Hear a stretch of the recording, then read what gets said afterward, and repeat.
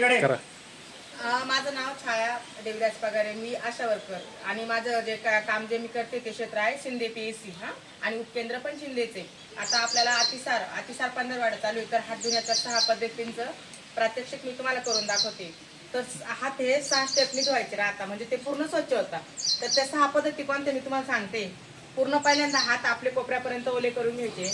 नंतर ते ओले हात झाले का त्याला साबण लावायचा आहे. पूर्ण इथपर्यंत कोपऱ्यापर्यंत साबण लावायचा. नंतर मनात 10 म्हणेपर्यंत 10 मोजायचे या तुम्ही. असे हे आपले उजव्या हात डाव्या हातांच्या या बेचक्यांमध्ये 10 वेळेस काउंट करेपर्यंत एकमेकांवर घासायचे. त्यानंतर त्याच पद्धतीने पाठीमागच्या बाजूने पण ते मनात 10 म्हणेपर्यंत हात आपले घासायचे. त्यानंतर जो हा आपला अंगठा आहे हा जमिनीच्या दिशेने खाली पाहिजे, तर तो पण असा गोलाकार दुसऱ्या हाताने चोळायचा आहे. तीच पद्धत ह्या पण हाताची. त्यानंतर आपले हे जे 5 बोटं जेवायचे ते आपल्या तळव्यांवर गोलाकार असे चोळायचे आणि नंतर ह्या पण हातावर गोलाकार असे चोळायचे. त्यानंतर आपली जी मनगाटे ती मनगाटे पण अशी घासायची. आणि आपण हे सगळं करताना आपल्या हातात अंगठ्या बांगड्या घड्याळ काहीच नसलं पाहिजे. आणि नंतर मग जे पाणी आहे ते पाणी घेऊन हात कोपऱ्यापर्यंत परत धुवायचे आणि ते धुतलेले हात टॉवेल किंवा एखाद्या कपड्याला कशालाही पुसायचे नाही, तर ते हवे किंवा उन्हामध्ये असे सुकून द्यायचे. नंतरच मग आपण जेवण करायचे किंवा पाणी प्यायचे.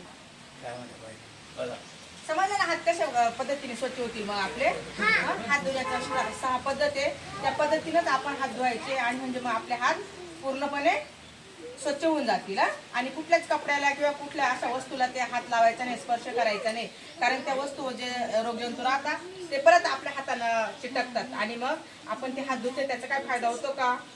म्हणून हात हवेमध्ये काही राहत नाही, रोगजंतू ते हवेतच सुकवायचे.